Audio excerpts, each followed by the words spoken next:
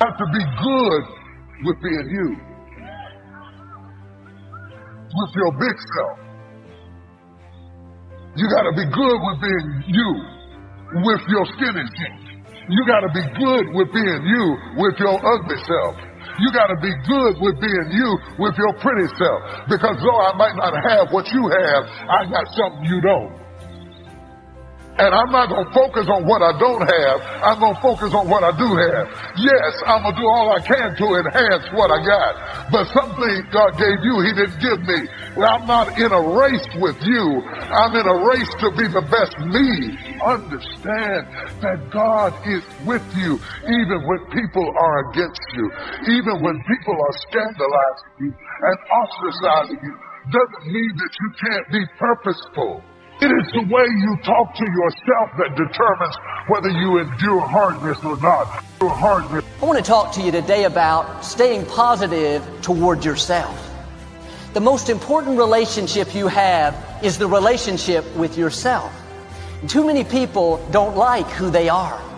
They focus on their faults and weaknesses. They relive their mistakes and failures. They wish they were different. If they were taller, had a better personality, looked like their cousin. Instead of accepting themselves as a masterpiece, they're critical toward themselves. And they wonder why they're not happy, why they don't have good relationships. It's because they don't like themselves. If you don't get along with you, you're not going to get along with other people. The best thing you can do for your family, for your friends, is be good to you. Be kind to you. Be merciful to you. Be forgiving to you. Be loving to you. You're good to others. Why aren't you good to you? You don't criticize your friend. Why are you criticizing you? You compliment your coworker. When's the last time you complimented yourself? You admire their talent. Why don't you admire your talent? Start being good to you. That's not being selfish. That's not arrogant. That's loving yourself. Too many people go through life against themselves, feeling wrong on the inside.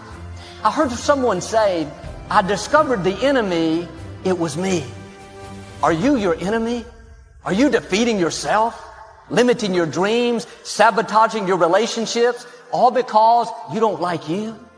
You have enough people and circumstances against you. Don't be against yourself. When you wake up in the morning, don't lie in bed and think of everything wrong with you. What you don't like about your looks. Relive your mistakes. Why didn't I finish college? I should be more disciplined. I lost my temper yesterday. Instead of focusing on what's wrong with you, start focusing on what's right with you. You may have weaknesses. You've made mistakes. We all have. But there's a lot more right with you than there is wrong with you. Dwelling on the negative doesn't help you to do better. Beating yourself up for past mistakes doesn't move you forward. The better you feel about yourself, the better you'll do. The more you like yourself, the further you'll go. You can't give away what you don't have. If you're in turmoil on the inside, mad at yourself, critical, condemned, that's what you have to give. If you're hard on yourself, you'll be hard on others. If you don't forgive yourself, you won't forgive others. If you don't get along with you, how can you get along with your family? The best thing you can do is start being for you. When you love yourself, then you can love others. When you're kind to yourself, then you can be kind to others. It starts with you. Well, Joel, I have all these faults, these weaknesses. Once I overcome, once I learn to control my temper, be more disciplined, quit saying things that I shouldn't, then I won't be down on myself. If you're waiting to perform perfectly before you feel good about who you are, you'll be waiting your whole life. You have to accept yourself while you're in the process of changing. You have to own your own happiness. Take it away from other people demanding that they make you happy. Your kids are not going to make you happy. Your spouse is not going to make you happy. A big house is not going to make you happy. Own your own happiness and be responsible for doing those things that bring joy into your own heart, independently of life and people and money and all of that stuff. Right. It doesn't necessarily give you a happiness. You have to take responsibility of that peace and that joy that lives inside of your heart and not inside of your stuff. The second thing that I think people need to do is challenge their own story, because people torment themselves by how they see their life. They've told themselves a story as if it were the truth when it is really a perspective truth. And sometimes you've narrated a story that you beat yourself to death with. Challenge your own story. Change the way you talk to yourself about who you are and what happened to you and what you're going to do in your life. You wrote the script. Change the story. The third thing that I think is very important is to enjoy the journey, not the destination. A lot of us delay our happiness. When I get to this level, when I get my degree, when I get the kids, when I get married, I'm going to be happy. Enjoy the journey. Enjoy the whole step, the whole process. Every day that you get up to strive for whatever it is you're after. You don't celebrate when you get to the finish line. Celebrate all along the way. The other point is make relationships count. Making your relationships count, because everything is about relationships. First of all, your relationship with God. That's a very important thing to have, because as long as you know that there's somebody in charge, you don't have to bear the brunt of the responsibility and the weight of what's going on in your life. Yeah. You can talk to the boss. Okay. Yeah. Number two, enjoy your relationship with yourself. If you don't like you, it makes it hard for me to like. Enjoy your relationship with yourself, and then anybody else who comes in, they enter into a party you already started. And then the relationship with your kids, the relationship with your spouse, the relationship with your friends, taking time to enjoy the relationships, because there is no fruit. Nature teaches us that there is no fruit without relationships. You cannot be fruitful by yourself. In business, in home, in life, in church, I don't care what it is, you are no more than the relationships you surround yourself with, and make sure that those are good ones. The fifth thing that I really ascribe to is balance work with play. You can't do all of either one and be successful. And to those whom much is given, much is required. And if you work really hard, you're a really diligent person, make sure that you do some play to balance your life out. If you play real hard but you don't work very much, you're going to be fun, but you're going to be hungry. You can protect yourself from negativity. And that's what stops most people, negative thoughts. You can coat your mind from negativity. It's a real simple exercise to do. I do it every morning before I walk out the door. So I walk out as a positive person. You know, I get tired sometimes. That's different from being negative, because I get mentally drained from my job at times.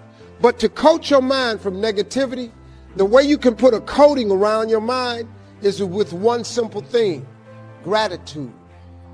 Gratitude erases negativity. I'm going to show you how this works. If you wake up in the morning and you start having negative thoughts, man, this ain't my day. I woke up on the wrong side of the bed. I'm tripping. I just don't feel myself. Every time you feel in the middle of the day, if you feel yourself doing that, stop. Just stop for a second and start going over in your mind everything you have to be grateful for.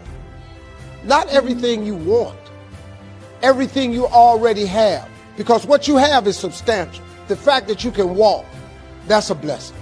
The fact that you woke up, that's another blessing. The fact that you can see, think, reason, that's another blessing. The fact that you can go somewhere and get yourself something to eat, that's another blessing. The fact that you can go and turn the key and call someplace home, that's another blessing. The ability to dream is a blessing. The fact that you have an opportunity to get it right is another blessing. The fact that you're beautiful, that's another blessing. The fact that you have any measure of health, that's another blessing. And I'm just talking to you, I don't even know you. I could give you 50 things you ought to be grateful for right now. I don't even know you. Start coating your mind with gratitude. It'll change everything for you. Step number one, decide to develop the habit right now, the habit of focusing on what's right in your world instead of what's wrong. The habit of focusing on what you do have instead of what you don't have in a situation. And as basic as that is, and as well as you know it, you've got to make it a habit, because those habits form the chain of your ultimate character, of who you become and how you end up living your life. We've got to condition ourselves, because if we don't, we'll go back to the automatic state that most people live in today's society. All you want to do is establish the habit of noticing what you do have instead of what you don't have. Noticing what's great about a situation versus what's not great. Focusing on solution instead of problems. That's what changes your life. Here's key number 2. Instead of judging yourself and others, decide, remember these are decisions, decide right now to become curious instead of judgmental. Remember, when you find fault in other people, when you start noticing constantly how they've wronged you, how this person is not good enough, or they're too egotistical, they're too proud, or they don't really care about people, as soon as you start judging other people, you just got to remember something. If you start judging other people, you're going to also start judging yourself intensely. If you're angry at other people, there's a very good chance you're angry at yourself as well. Maybe we need to perceive more and judge less. Maybe instead of finding fault with other people, without really thinking about what they've gone through to be where they are this day, Maybe we can get really curious about what's making this person be in the state they're in, or what's the motivation behind this person's anger. Remember, we got to judge less, perceive more. We got to get curious. Instead of living in a society where we're so afraid to believe in anything or anyone that we believe in nothing at all, and we lose our power of positive thinking.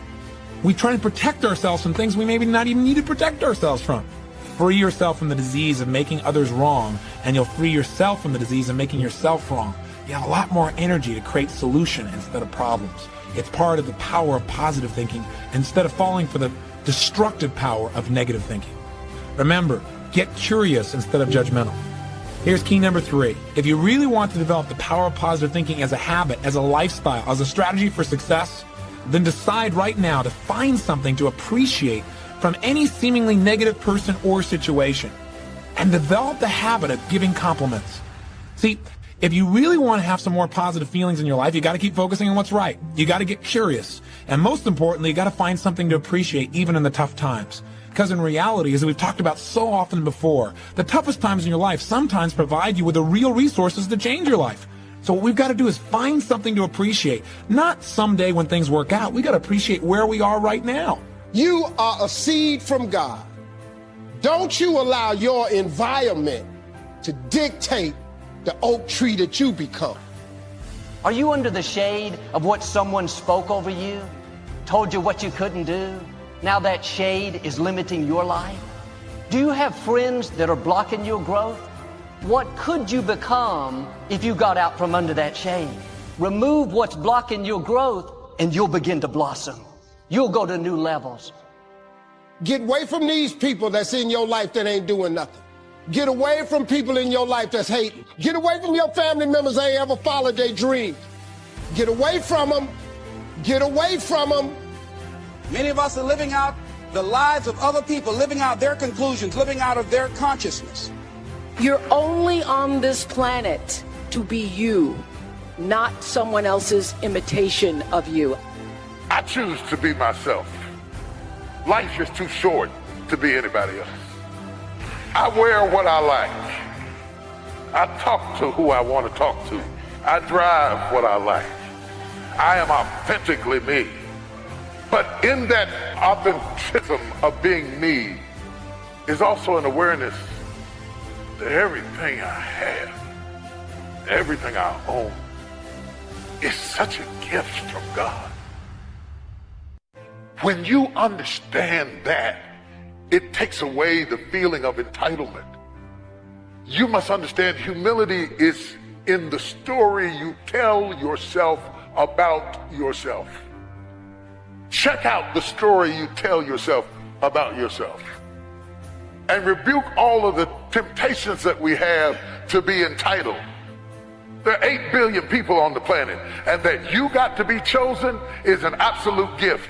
And the day you stop thinking it's a gift, you lose your power to keep it going.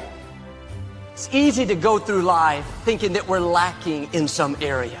If we had a better personality, more attractive, then we could reach our dreams. But as long as you're discounting yourself, it will keep you from rising higher. When God laid out the plan for your life, He carefully studied it. Then He matched you with your world. He gave you the talent you need. You are the right size. You have the right looks. You come from the right family. You are not lacking. You didn't get shortchanged. You are good enough. You are smart enough. You are attractive enough. But life will try to push us down. Thoughts will whisper everything that we're not. You're not as attractive as your coworker. You're not as smart as your cousin. That's okay. You don't need what they have. If you needed it, God would have given it to you. Now, what you cannot do is bury yourself by using your success compared to other people. See, success is not how far you got. Success is how far you got from where you started. God doesn't make mistakes. He didn't accidentally leave something out. Now you're at a disadvantage. He calls you a masterpiece. You're not lacking. You didn't get shortchanged. You have everything you need to fulfill your destiny. Now quit comparing your looks, your success with somebody else, and be you. Nobody can do you like you can do you. Well, I wish I had her looks. I wish I came from their family. If you had what they have, it wouldn't help you, it would hinder you. It wasn't designed for you. You don't want what doesn't fit you. What fits you is what you have. Now quit wishing you were them and recognize you are enough. And if you don't recognize that you are enough, then you'll always be dependent on other people to make you feel good about who you are. You'll play up to people. You'll let them control you. That's where you're getting your validation.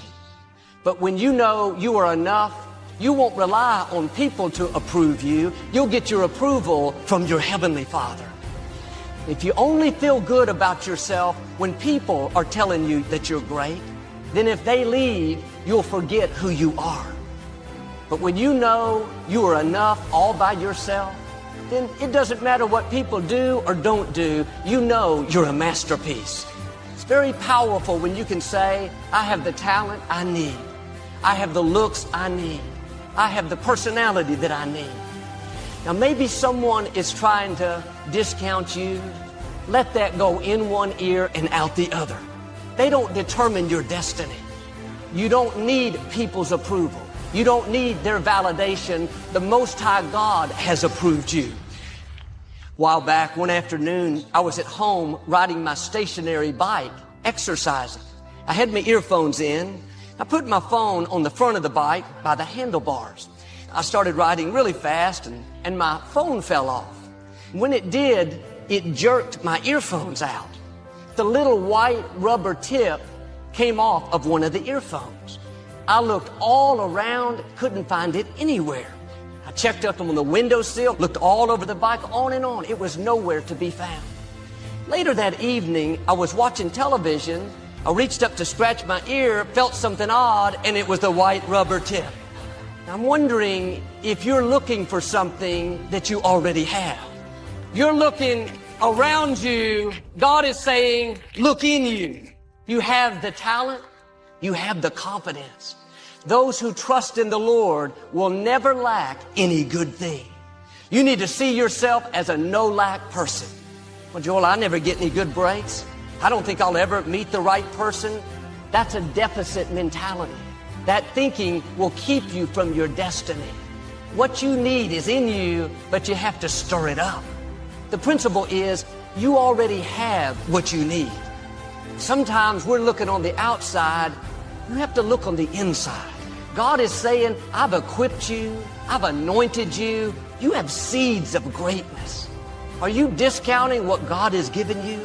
It may seem small. That gift may not seem like it's enough. But when you use what you have, God will multiply. I have nothing except a little training. I have nothing except a few connections. He's going to take what you think is insignificant and turn it into something extraordinary. What am I saying? Quit discounting yourself. Quit talking yourself out of your greatness. God is not limited by what family you come from, by what you think you don't have. All He's asking you to do is use what's after the accept. All I have is a little talent, a little confidence. If you'll start using it, God will show up and do something extraordinary. God will never ask you for something that you don't have. If He asks you and you don't think you can do it, it's because you have it and don't know it. God doesn't create anyone without putting something significant on the inside. That's why the enemy works overtime to try to make you feel like you're not enough. Don't let those lies keep you from your destiny. He wouldn't be trying to discourage you if He didn't know there was something amazing in you. As you keep taking those steps of faith, God is going to take you where you've never dreamed.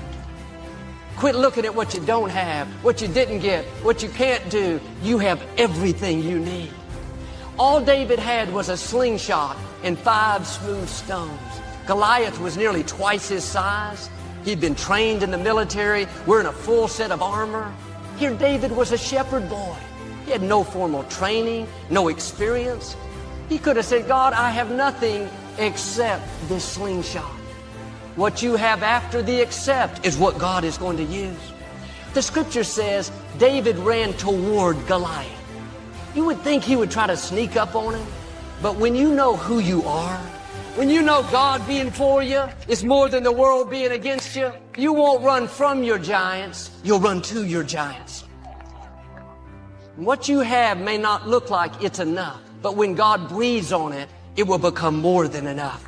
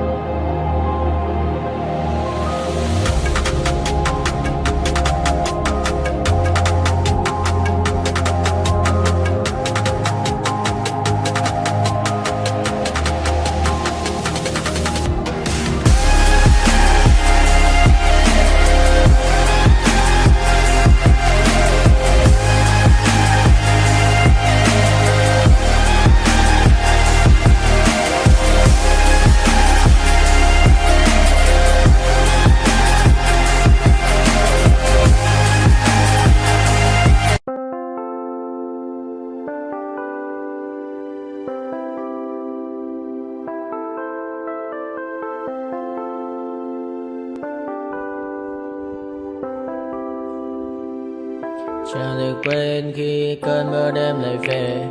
Em đã quên lời thề và ta như đông chìm sâu. Không cần mơ em anh nhận màu. Em chỉ cần mơ đâu em bay. Chỉ còn là những cơn mưa vô giá. Cho bên mơ em không mơ anh. Anh một đêm mơ chỉ cần bên em không được cần nhớ. Và chỉ có em không còn nhớ. Và người ta bên nhau như ngã tớ. Muốn nhớ về say em chỉ có mấy em ở đây. Và anh như muốn chết đi nhưng không muốn em mơ mày. Tình yêu làm cho ta đau đầu. Không em như nằm mơ màu. Anh như đứa mong cầu. Và vui bên em ngủ sầu. Chào các bạn mai em mơ. Chỉ còn bên em nhưng đừng có mơ. Em vẫn đang dài. Em muốn bên ai. Anh không mong gì hơn. Chỉ mong em sẽ ở đây ôm anh thật gần. Anh chỉ mong đôi ta được có nhau. Và đừng em đâu anh có em. Một đêm bên anh có em. Ta sẽ trao nhau môi hôn thật sâu. Ôm anh. I know you told your friend you're not okay. And tell me what's wrong and why you never said you felt that way. And guess you're trying to stay strong and fake a smile until I look away. But I've known you too long, it hurts to watch your blue eyes fade to gray as you fade away. As you fade away. Yeah, I'm about to fade away. Cause every time I wake up I feel like it's Monday. Something's going wrong with all the chemicals up in my brain. All of a sudden I don't look at anything the same way. Gotta build up of my thoughts sitting in an ashtray. I'm sorry that I'm so inconvenient, okay. Just let me be me and I'll stay out of your way. I can see the way you look at me, I'm such a disgrace. I never really asked to be brought into this place. You wanna love me? Well then baby have a taste. All the highs and the lows, no you'll never be the same. I don't really wanna hurt you but I can't control the pain. If you're sticking by my side maybe we could be okay. Okay, maybe you could be the change I need today. I promise that I've never felt this way. I really hope that you will choose to stay through all the pain. I know you told your friend you're not okay. And tell me what's wrong and why you never said you felt that way. And guess you're trying to stay strong and